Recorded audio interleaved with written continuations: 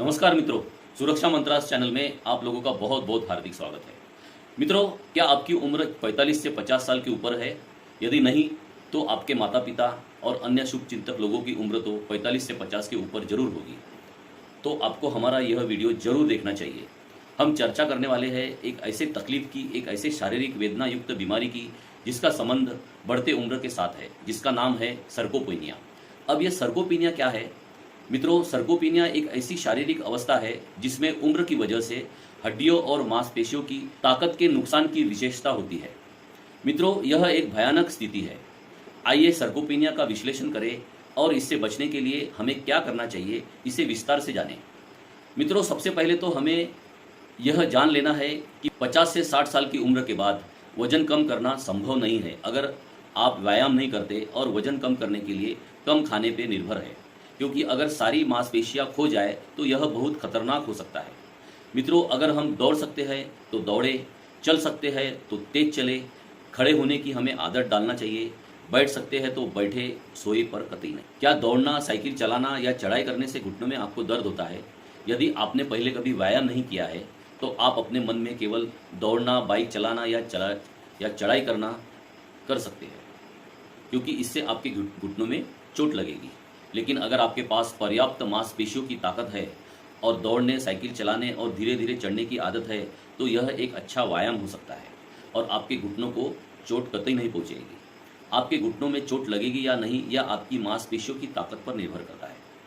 अगर कोई बुजुर्ग बीमार है और अस्पताल में भर्ती है तो उसे और आराम करने के लिए कभी न कहे।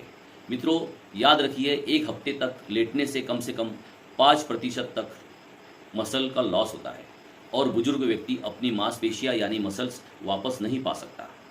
बड़ों को घर का काम न करने देना और नौकरों को काम न करने पर उन्हें डांटना, बड़ों द्वारा उनकी सहायता करने से मना करना, ऐसा कतई मत कीजिए, क्योंकि आमतौर पर कई बुजुर्ग लोग जो सहायकों को नियुक्त करते हैं उनकी जल्दी से मांसपेशियां वो खो देते हैं।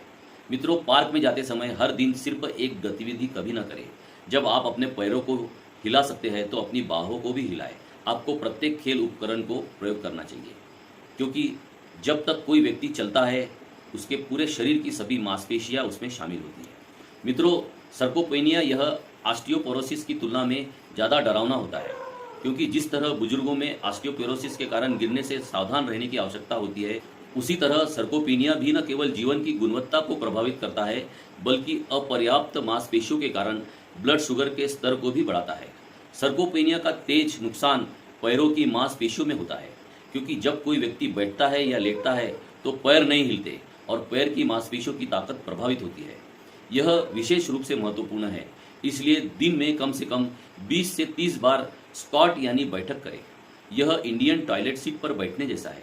जब आपका बट सीट को छूता है तो आप कुर्सी का इस्तेमाल करके खड़े हो सकते हैं।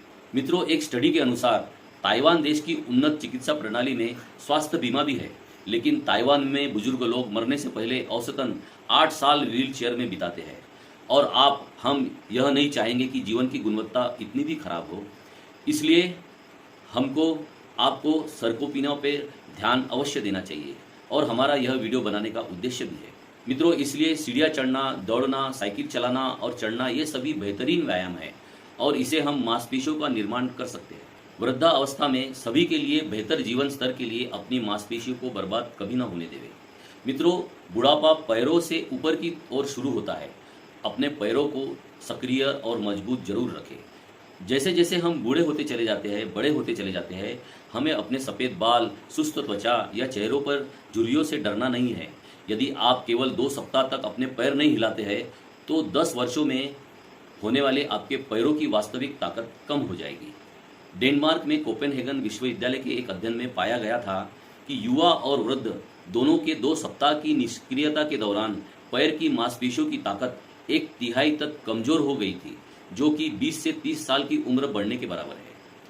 अगर हमारे पैर की मांसपेशियां कमजोर हो गई है, अगर हम बाद में व्यायाम भी करते हैं तो भी इसे ठीक करने में काफ़ी समय लगता है। इसलिए मित्रों, नियमित व्यायाम जैसे टहलना बहुत जरूरी है। खड़े रहकर पूरे शरीर का भार संतुलित रखते हुए पैरों पर आराम करें।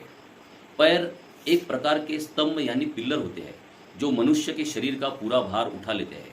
दिलचस्प बात यह है कि इंसान की 50% हड्डियां और 50% मांसपेशियां दोनों पैरों में मौजूद होती है।